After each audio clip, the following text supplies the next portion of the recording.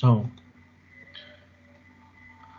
the first one, what is perception? Perception is the process of getting information from environment through sense organs and attempting to organize it in systematic way and interpret such information for providing response. Perception भनेको एउटा यस्तो प्रक्रिया हो जसले चाहिँ के भन्दाखेरि हाम्रा ज्ञानेन्द्रिय अथवा जुन हाम्रो आई, इयर, नोज, टङ र स्किनबाट चाहिँ के हुन्छ यो कुराहरु चाहिँ रिसेप्टरको रूपमा आउँछ र यसबाट हामीले प्रतिक्रिया फिडब्याक गर्दछौं। सर हजुर सर यो क्लास क्यालेन्डरमा किन नराख्नु भएको? हजुर The perception is the process of getting information from environment through sense organs and attempting to organize it in systematic way and interpret such information for the providing response. Therefore, perception is completely an individual process so that two different individuals perceive the same situation differently. For example, if there is 50% of bottle is full of water, in such situation, one person can say half of bottle is full of water, and whereas other can say half of bottle is empty. Here both the persons are right, but they are differed in their perception. The reason for such perceptual difference includes different ways of sensing, collecting, organizing, and interpreting information by individuals differently. Therefore, understanding the concept of perception is necessary in order to know the individual's differences at work and to predict their influences on work behavior. Therefore, perceptions refers to the way people try to understand the world around them. It means giving meaning to the environment around them. For example, there is a glass filled with 50% water. While a person may say that the glass is half filled, another person may find the glass half empty. Technically speaking, both the interpretations are same, but the 50% filled empty water glass is seen or perceived differently by the two people.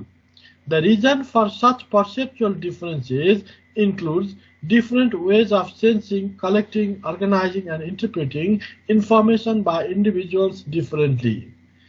Perception plays an important role in the determination of the individual behavior in an organization. It is how people see things. People may be exposed to the same object, but the way one sees things depends on the expectation, needs, and backgrounds of the person. So perception is the process of selecting, organizing, and interpretation information inputs by an individual to produce meaningful picture of the world. People receive information through the sense sight, taste, hearing, smell, and touch. Then they give the meaning to the object.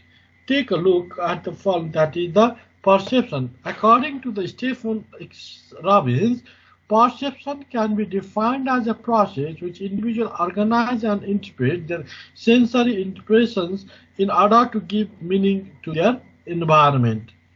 W. Clay Hammer and W. Dennis Organ. That means the perception is the process by which people organize, interpret, experience, and process or cues the defined perceive. Therefore, according to Fred Luthans, a perception can be defined as a complicated interaction of selection, organization, and interpretation. कुनै पनि कुराको छनौट गर्ने, संगठन गर्ने र प्रस्तुतिकरण गर्ने अन्तरक्रियात्मक प्रतिक्रियालाई चाहिँ हामी के भन्छौं? Perception भन्छौं.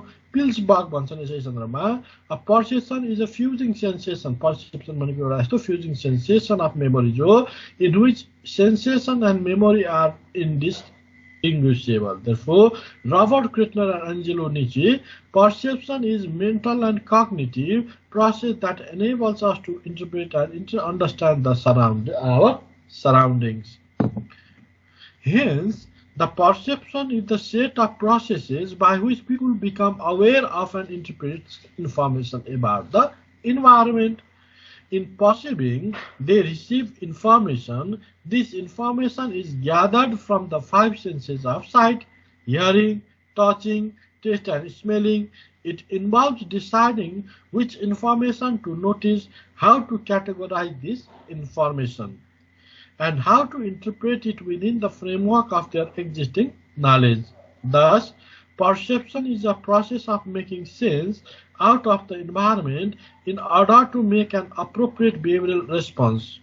However, individuals differ in the way they see, interpret, and understand a particular event.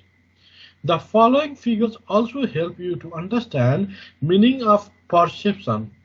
First time, if you see the figure, you might see attractive ladies, or you may perceive it as a flower, leaf, birds, and butterfly. How you see it and perceive the figure is that means perception is the process of getting information from environment through sense organs and attempting to organize it in systematic way and interpret such information for providing response. These are related to the concept of perception.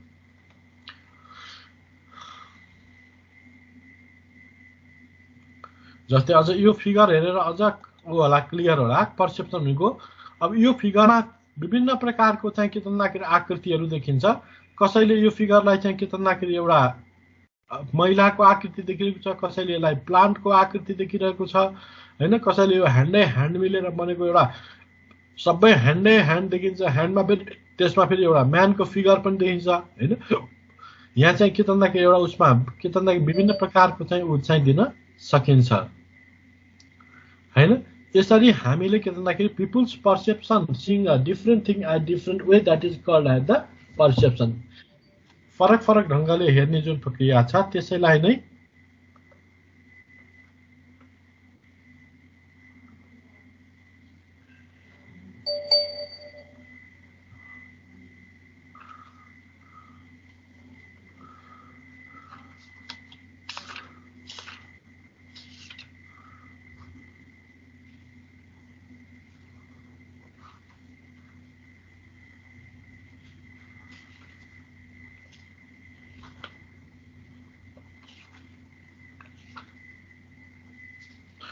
अनुभूति एउटा जटिल मानसिक प्रक्रिया हो व्यक्तिले वातावरणबाट सूचना प्राप्त गर्दछ र सो सूचनालाई विश्लेषण गरेर एउटा अर्थ निकाल्छ अर्थात् धारणा बनाउँछ सोही अर्थ तथा धारणा नै अनुभूति हो कुनै व्यक्ति घटना तथा वस्तुका सम्बन्धमा व्यक्तिले अनुभूति बनाउँदछ र सोही अनुभूति अनुरूप उसको व्यवहारमा परिवर्तन आउँछ व्यक्ति आफ्नो अनुभूतिलाई सही ठानी त्यसमा अडिग रहन्छ तर वास्तवमा सो अनुभूति ठीक नहुन पनि सक्दछ अनुभूति भनेको व्यक्तिको आन्तरिक विचारधारा हो अनुभूति पूर्ण रूपमा व्यक्तिगत कुरा हो त्यसैले दुई भिन्न व्यक्तिले एउटै चीजलाई पनि भिन्न रूपमा अनुभूत गर्न सक्दछन् उदाहरणका लागि मानव एउटा सहायक कर्मचारी एउटा के भन्दाखेरि आधा कि त भरिएको एउटा आधा भरिएको गिलासलाई के भन्दाखेरि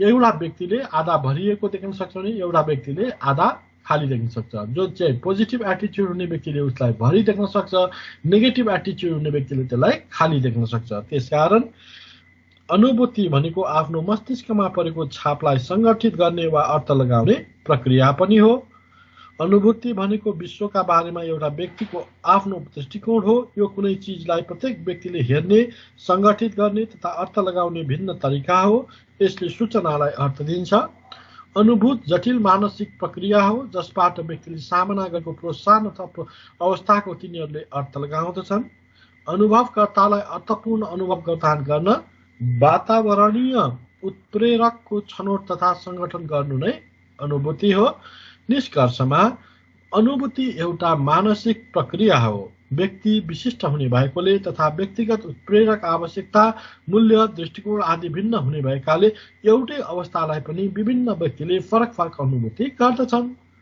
व्यक्तिलाई आफ्नो अनुभूति एकदमै सही लाग्दछ तर त्यो अनुभूति सही नहुन पनि सक्दछ यसरी अनुभूतिको सन्दर्भमा प्रत्येक पिपुलका प्रत्येक धारणाहरू हुन्छन् भन्ने अब यसको हामी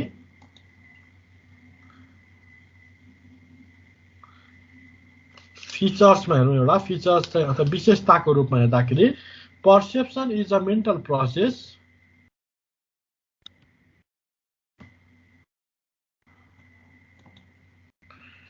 Perception is a mental process in which information are received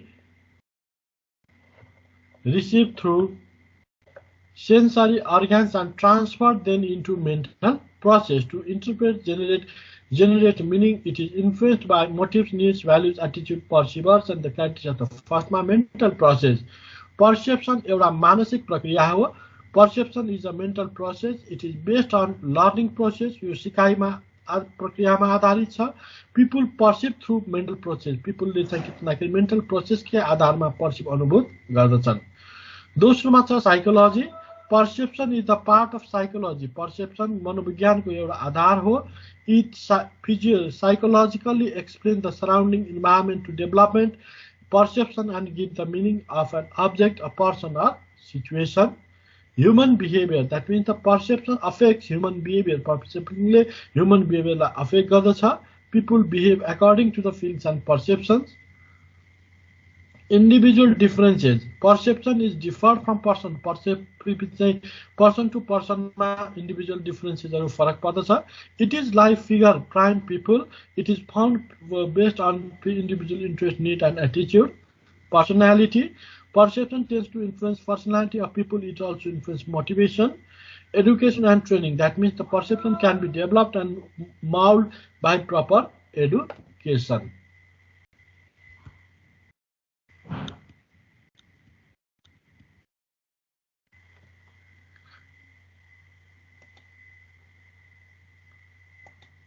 Perception is the process of getting information from environment through sense organs and attempting to organize it in a systematic way and interpret such information for providing response. Perception is cognitive process. It provides a unique picture of the world. Peoples are unique because they have individual differences. Their behavior is based on the perception of what reality is, not on reality itself. Perception is an important determinant of individual behavior. It provides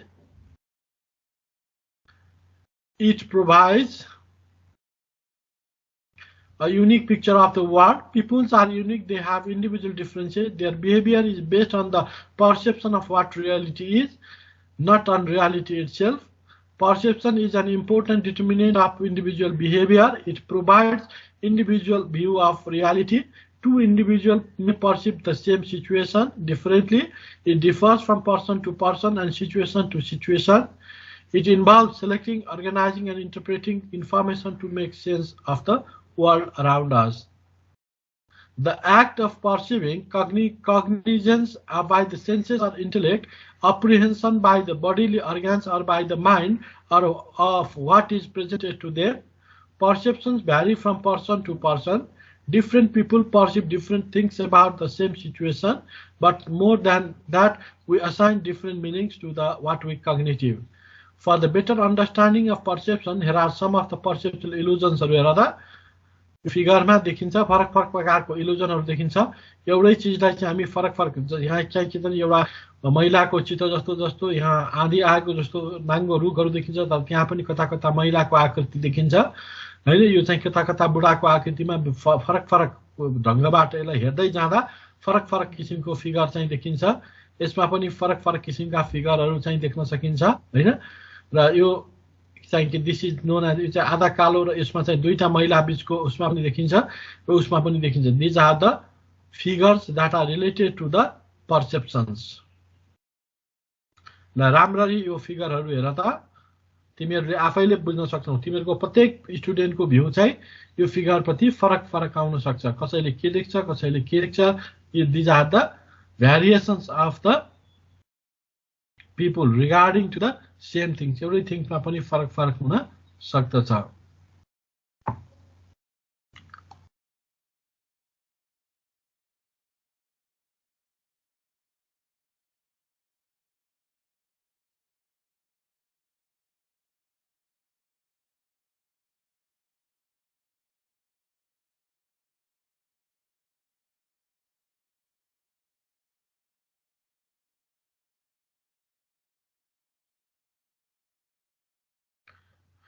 ल अब perceptual प्रोसेसमा जाँदाखेरि perceptual process भनेको receiving stimuli stimuli भनेको उत्प्रेरक तत्व भन्छौँ the perceptual process is a complex perceptual process चाहिँ एउटा साइकोलोजिकल प्रक्रिया हो making a person see a particular object in a particular manner and interpret accordingly this process consist of the following यी विभिन्न स्टेप्सहरू रहन सक्छन् perception is a process perception एउटा यस्तो प्रक्रिया हो जसले चाहिँ रिसिभिङ सेलेक्टिङ र organising interpreting and checking the reacting स्टिमुलीलाई चाहिँ लिने गर्दछ यसमा चाहिँ पहिलो कुरा एक्सटर्नल स्टिमुली बाह्य उत्प्रेरक तत्व रहेको हुन्छ जस्तै the perception process begins with the environmental stimuli environmental stimuli is also known as external stimuli or situation that refers to the environment forces which are continuously bombarding our five senses, that is feeling, hearing, seeing, smelling and tasting, that is the environmental stimuli. Second one is selection. At this stage an individual gives selective attention to information received from the environment. Various external and internal attention factors as light, movements, size, loud size, learning, etc. affect the perceptual selectivity. This stage is also called the filtering information. Third one is the organization. At this stage, an individual processed or classifies available information in a logical manner. He groups environmental stimuli into reorganizational patterns. Interpretation, that is finally the individual assigns meaning to the stimuli to make up sense of them. It is most important aspect of individual perception. Therefore, there are the receiving stimuli, external stimuli, selecting stimuli, second step, third step organizing, fourth step interpreting, fifth step response. Selecting stimuli ma external factors nature, location, size, contrast, movement, repetition, similarity र internal factors मा learning, needs and ages. Organizing factor मा figure, background, perceptual grouping, similarly, proximity, closer, continuity. अर्को interpreting feature मा गएर attribution, stereotyping, halo effect र projection. र response मा गएर covert attitudes, motivation, feeling र overt behavior, दुई किसिमको behavior चाहिँ यसमा देख्न सकिन्छ। ल म attendance गर्दैछु।